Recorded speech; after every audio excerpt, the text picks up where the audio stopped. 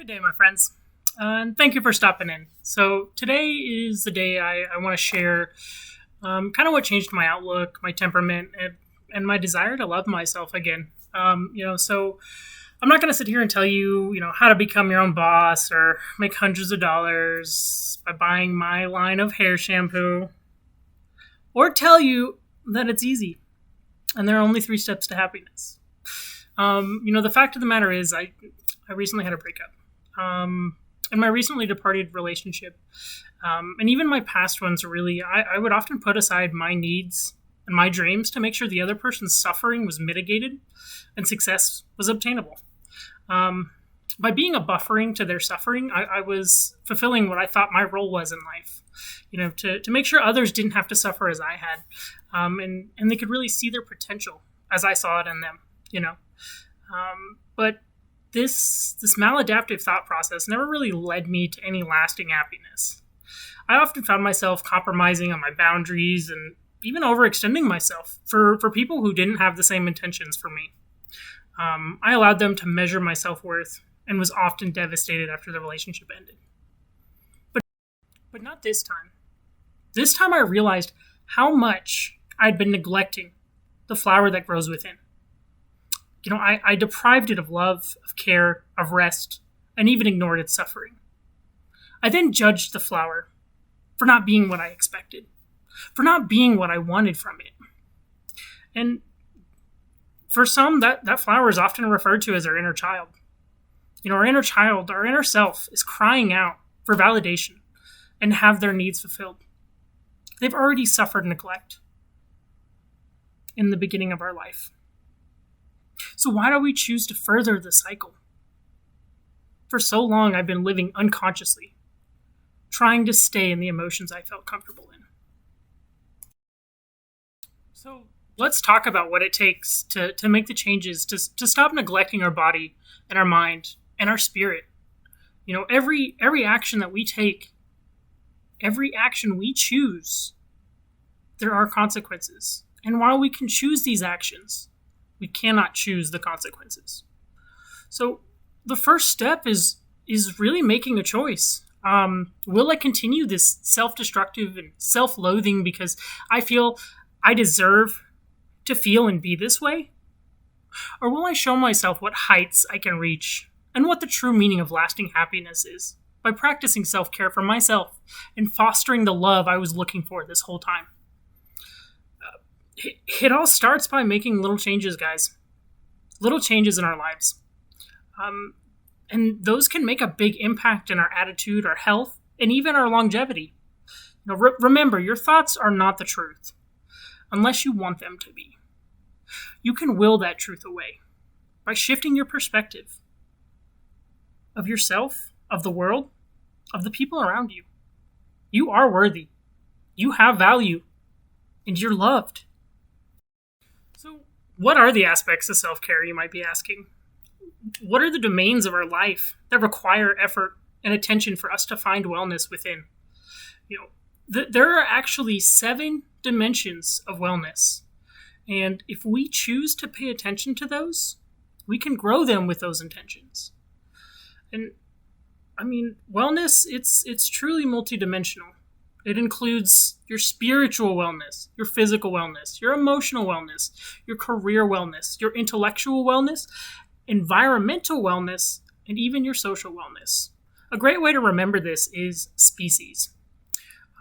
And wellness, it's a full integration. And the pursuit of continued growth and balance in these 7 dimensions of wellness can really make a big impact in your happiness. So let's jump into the first dimension. So the first dimension is physical wellness. Physical wellness really encompasses kind of a variety of healthy behaviors, including adequate exercise, proper nutrition, and abstaining from harmful habits such as drug use and alcohol abuse. It means learning about and identifying symptoms of diseases, getting regular medical checkups, and protecting yourself from injuries and harm. Developing such healthy habits as these today will not only add years to your life, but will enhance the enjoyment and the quality of those years. Here are a couple tips for optimal physical wellness. There's Exercise daily. Get adequate rest. Use seatbelts, helmets, and other protective equipment. Learn to recognize the early signs of illness. Eat a variety of healthy foods. Control your meal portions. Stop smoking and protect yourself against secondhand smoke. And if you're going to use alcohol, use it in moderation, if at all. Then there's the emotional dimension. Emotional wellness it's kind of a dynamic state that fluctuates frequently with your other 6 dimensions of wellness. Being emotionally well it's typically defined as possessing the ability to feel and express human emotions such as happiness, sadness, and anger. It means having the ability to love and be loved and achieving a sense of fulfillment in life. Emotional wellness really encompasses optimism, self-esteem, self-acceptance, and the ability to share your feelings. Here are a couple tips for optimal emotional wellness. Make sure you tune in to your thoughts and emotions. Cultivate an optimistic attitude. Seek and provide support. Learn time management skills. Practice stress management techniques. And even accept and forgive yourselves. And now, we're going to move on to intellectual. So the intellectual dimension. It basically encourages creativity, stimulating mental activities. Our body needs to be continually inspired and exercised just as much as our mind does. And people who possess a high level of intellectual wellness have an active mind and often continue to learn. An intellectually well person uses the resources available to expand their knowledge and improve skills. Keeping up to date on current events and participating in activities that arouse our minds are also very important. A couple tips for improving your intellectual wellness. Make sure you take a course or a workshop. Learn or perfect a foreign language. Seek out people who challenge you intellectually. Read, or even learn to appreciate art. And what you can do is you can move into the social dimension in that same aspect. Social wellness basically refers to our ability to interact successfully in our global community and to live up to the expectations and demands of our personal roles. This means learning good communication skills, developing intimacy with others, and creating a support network of friends and family members. So social wellness includes showing respect for others and yourself. Contributing to your community and to the world builds a sense of belonging. And here are a couple tips on how to improve your social wellness. Make sure you cultivate healthy relationships. Get involved. Contribute to the community. Share your talents and skills. Or even just communicate your thoughts, feelings, and ideas. Don't ghost me just yet, guys, because we're going to move into the spiritual dimension. So the spiritual wellness factor basically involves, possessing a set of guiding beliefs, principles, or values that help give direction to your life. It really encompasses a high level of faith, hope, and commitment to your individual beliefs that provide a sense of meaning and purpose. It is willingness to seek meaning and purpose in the human existence, to question everything, and to appreciate the things which cannot be readily explained or understood. A spiritually well person often seeks harmony between what lies within as well as the forces outside. And here are a couple tips to improve that. Make sure you explore your spiritual core. Spend time alone and meditate regularly. Be inquisitive and curious. Be fully present in everything you do. Listen with your heart and live by your principles. Allow yourself and those around you the freedom to be who they are. See opportunities for growth in the challenges that life brings you. And we can find these challenges in the environment, which brings us to our next dimension, the environmental dimension. So environmental wellness it's an awareness of the unstable state of the earth and the effects of your daily habits on the physical environment. It consists of maintaining a way of life that maximizes harmony with the earth and minimizes harm to the environment. It includes being involved or socially responsible in activities to protect the environment. A couple tips you can do to improve your environmental wellness is stop your junk mail, conserve water and other resources, minimize your chemical use, reduce, reuse, and recycle. And also, just renew your relationship with the earth. Now, moving on to probably what I think is the most challenging in our day and age is our occupational dimension of wellness. So, our occupational or vocational wellness involves preparing and making use of our gifts, skills, and talents in order to gain purpose and happiness and enrichment in our lives. Really, the development of occupational satisfaction and wellness is related to your attitude about your work. Achieving optimal occupational wellness allows you to maintain a positive attitude and experience with satisfaction and pleasure in your employment. Now, occupational wellness means successfully integrating a commitment to your occupation into a total lifestyle that is satisfying and rewarding. A couple tips you can use to improve your occupational wellness include explore a variety of career options, create a vision for your future, choose a career that suits you and your personality, interests, and talents. Be open to change and learn new skills. Now, let's move into why self-care is so important. Self-care is really, it's something that I've really explored in the last couple of weeks.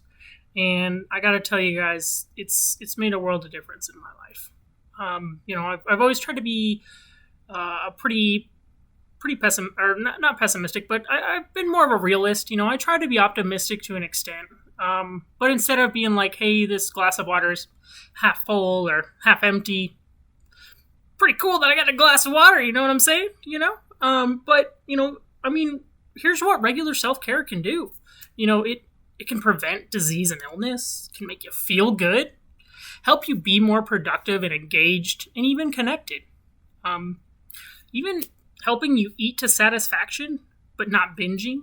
It makes it easier for you to maintain your weight. And it also improves your longevity and your quality of life. A couple active roles you can take in your own self-care. Self-care really, it increases your awareness and connection to your body. And to be able to notice changes earlier and take a proactive approach to preventing disease. It creates an attitude of gratitude for all of your body and mind and the things that they do for you. Self-care helps develop love for yourself and your body.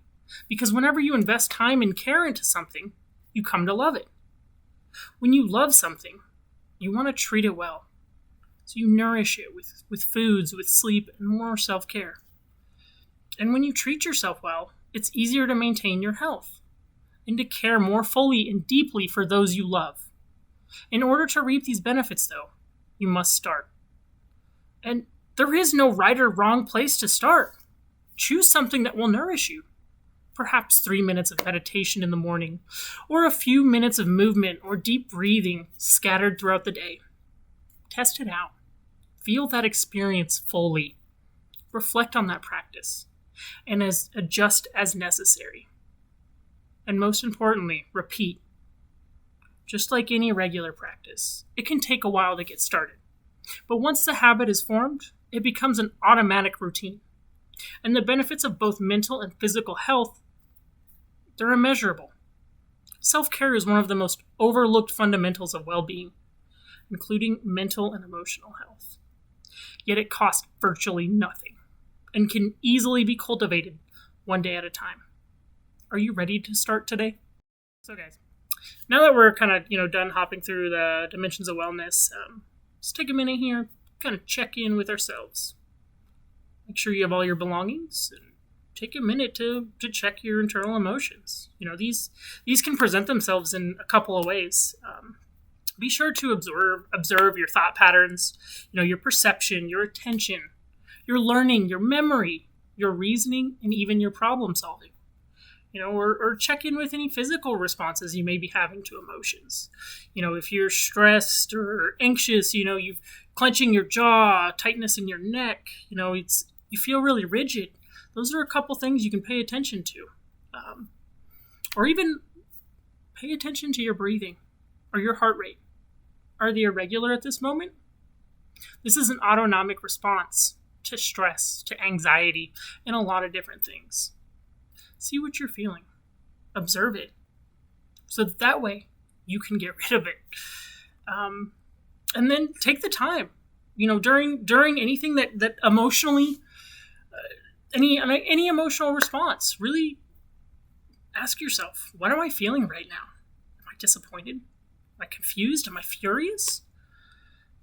What happened to make me feel this way? Does the situation have a different explanation that might make sense? What do I do about these feelings? And is there a better way to cope with them? Guys, I'm going to ask you to take this moment. Close your eyes. Take 4 deep breaths with the 4-second duration of inhale, hold, exhale, hold. And I'll give you a moment so that you can reflect. This is the start of something that schools don't teach. This is checking in with yourself. Normalize this so you can get in front of your emotional responses instead of them getting in front of you. I provided a resource here for basically how to control your emotions. This isn't something where it's like, oh, hey, guess what? Now I'm in total control. No, okay? Because emotions guide a lot of our responses and a lot of our thinking. So, let's go ahead and jump into it and see how you guys feel. So, number 1, take a look at the impact of your emotions. Intense emotions aren't all bad. Emotions make our lives exciting, unique, and vibrant. Botnick says strong feelings can signify that we embrace life fully, that we're not repressing our natural reactions. And it's perfectly normal to experience some emotional, overwhelmed feelings on occasion, when something wonderful happens, when something terrible happens, when you feel like you've missed out. So how do you know when there's a problem?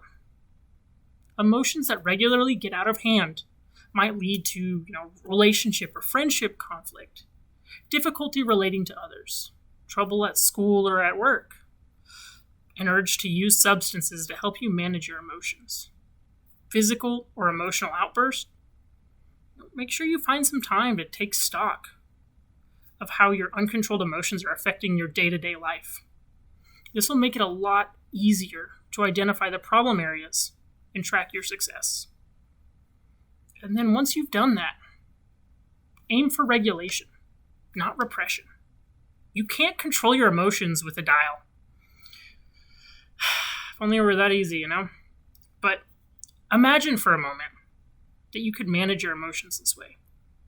You wouldn't want to leave them running at maximum all the time. You also wouldn't want to switch them off entirely. But when you suppress or repress emotions, you're preventing yourself from experiencing and expressing feelings.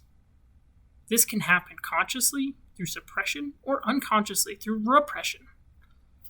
Either can contribute to mental and physical health symptoms, including anxiety, depression, sleep issues, muscle tension and pain, difficulty managing your stress, and even substance misuse.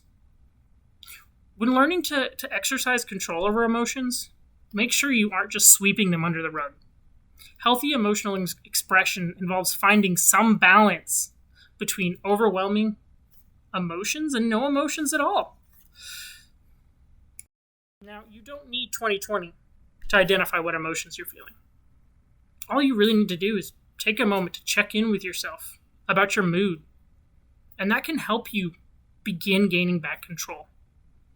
Say you've been seeing someone for a few months, you've tried planning a date last week, and they said, they didn't have time. And you decided to text them and say, I'd really like to see you soon. Can we meet this week? And they finally reply more than a day later and say, can't, busy. You're suddenly extremely upset. Without stopping to think, you hurl your phone across the room, knock over your wastebasket, kick your desk, stub your toe. Interrupt yourself again. What was your emotional response to this story? By considering possible alternatives, you're reframing your thoughts, which can help you modify your first extreme reaction. It can take some time before this response becomes a habit. But with practice, going through these steps in your head, it'll become easier and more effective. So, next, make sure you accept your emotions, all of your emotions. If you're trying to get better at managing emotions, you might try downplaying your feelings to yourself. When you hyperventilate after receiving good news or collapse on the floor, screaming and sobbing when you just can't find your keys, it might seem helpful to tell yourself, just calm down. Or it's not that big of a deal, so don't freak out. But this invalidates your experiences. It is a big deal to you. Accepting emotions as they come helps you to get more comfortable with them. Increasing your comfort around intense emotions allows you to fully feel them without reacting in extreme, unhelpful ways. To practice accepting emotions, try thinking of them as messengers, They're not good or bad. They're neutral. Maybe they bring up unpleasant feelings sometimes, but they're still giving you important information that you can use. A great example of this is, I'm upset because I'm losing my keys, which makes me late. I should put a dish on the shelf by the door so I remember to leave them in the same place. Accepting emotions may lead to greater life satisfaction and fewer mental health symptoms. What's more, people thinking of their emotions as helpful may lead to higher levels of happiness. And one thing you can do to track these emotions is keep a mood journal. Writing down or typing up your feelings and the responses they trigger can help you uncover any disruptive patterns. Sometimes it's enough to mentally trace emotions back through our thoughts, and putting our feelings onto paper can allow us to reflect on them in an even deeper way. It also helps you to recognize when specific circumstances, like trouble at work or family conflict, or contribute to harder to control emotions.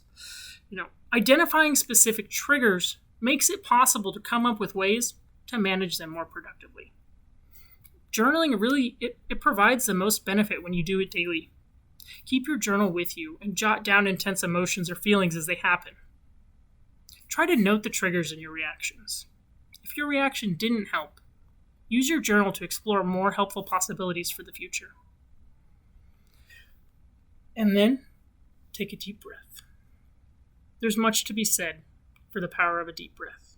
Whenever you're ridiculously happy or so angry you can't speak, slowing down and paying attention to your breath won't make the emotions go away. And remember, that's not the goal. But still, deep breathing exercises can help you ground yourself. Take a step back from the first intense flash of emotion and any extreme reactions you want to avoid. The next time you feel these emotions starting to take control, breathe in slowly. Deep breaths come from the diaphragm, not the chest. It may help you to visualize the breath rising from deep within your belly. And then hold it. Hold your breath for a count of 3, then let it out slowly. Or even consider a mantra. Some people find it helpful to repeat a mantra like, I am calm, or I am relaxed. And then know when to express yourself, because there's a time and a place for everything, including intense emotions. Sobbing uncontrollably is a pretty common response to losing a loved one, for example. Screaming into your pillow, even punching it, might help you relieve some anger and tension after being dumped. Other situations, however, call for some restraint. No matter how frustrated you are, screaming at your boss over an unfair disciplinary action will not help. Being mindful of your surroundings and the situation can help you learn when it's okay to let your feelings out, and when you might want to sit with them just for a moment. And in that moment, give yourself some space. Getting some distance from intense feelings can help you make sure you're reacting to them in a reasonable way.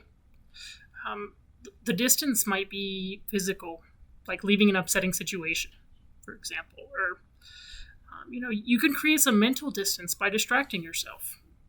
While you don't want to block or avoid feeling entirely, it's not harmful to distract yourself until you're in a better place to deal with them. Just make sure you do come back to them. Healthy distractions are only a temporary fix. Maybe try taking a walk, watching a funny video, talking to a loved one, or even spending a couple minutes with your fur babies. Now, One of my favorite kind of steps of self-care is it's meditation. Try meditation. If you start practicing meditation, it might be one of your go-tos, to coping with these extreme feelings. Meditation can help you increase your awareness of all the feelings within you and your experiences. When you meditate, you're teaching yourself to sit with those feelings, to notice them without judging yourself or attempting to change them or make them just go away. As I've mentioned before, learning to accept all of your emotions can make emotional regulation easier. Meditation helps you increase those acceptance skills. It also kind of offers some benefits, like helping you relax and get better sleep. And then make sure you're staying on top of your stress. When you're under a lot of stress, managing your emotions can become honestly more difficult. Even people who generally can control their emotions and might find it harder in times of high tension and stress, they reduce their stress. Reducing your stress or finding more helpful ways to manage it can really help you manage your emotions. A couple mindful practices like meditation can help with stress, or a grounding technique I like is name 5 things that you sense with each one of your senses. They won't get rid of these emotions, but they can make it easier to live with. Some other healthy ways to manage our stress is getting enough sleep, making time to talk and laugh with your friends, exercise, spending time in nature, or even making time for relaxation and hobbies. And then one of my personal favorites, talk to a therapist. If your emotions continue to feel overwhelming, it may be time to seek professional help. There is no shame in reaching out. We did not get into these issues by ourselves. And sometimes we need others to help us get out. Long-term or persistent emotional dysregulation and mood swings are linked to certain mental health disorders and conditions. These can be like borderline personality disorder or bipolar disorder. We have trouble controlling emotions and can also relate to trauma and family issues and other underlying concerns. A therapist can offer compassion, judgment-free support, and assist you as you explore factors contributing to your dysregulated emotions. They can address severe mood swings. They can help you learn how to down-regulate intense emotions or up-regulate limited emotional expression. Practice challenging and reframing your feelings or, anything that may cause you to stress. Usually mood swings and intense emotions can provoke negative or unwanted thoughts that eventually trigger feelings of hopelessness or despair. And this cycle can really eventually lead to unhelpful coping mechanisms, or like self-harm or even thoughts of suicide. If you begin thinking about suicide or have urges to self-harm, talk to a trusted loved one who can help you get the support you need right away. Please reach out, guys. Suicide should never be the option, and I can speak from personal experience. It's not worth it. Now, guys, I can tell you from personal experience in the last couple of weeks that by taking these steps to really take care of my needs and myself, I've noticed a big change in my emotional control and my frame of mind. Even just completing 40% of your self-care routine it's positive progress, and it's in the right direction. 40% is better than 0%. It may not be 100%, but it's still steps forward. You don't have to make these habits a religious routine to see the benefits. And sometimes lazy days are necessary, but they can't be your default self-care too. Guys, thank you for being a part of my self-care process, and I hope you take the first step and care for yourself as well. You deserve it.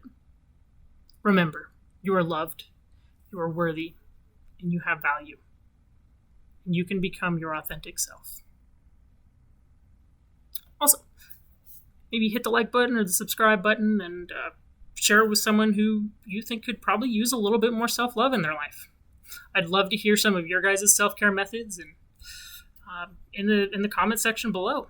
And if you're like me and you care more for others than you care for yourself, stop. You cannot be your best self and care for others to the best of your ability. If you aren't taking the time to care for yourself, you have to start now. And as always, friends, I'm here today because I hope to see you guys tomorrow. Ta-ta.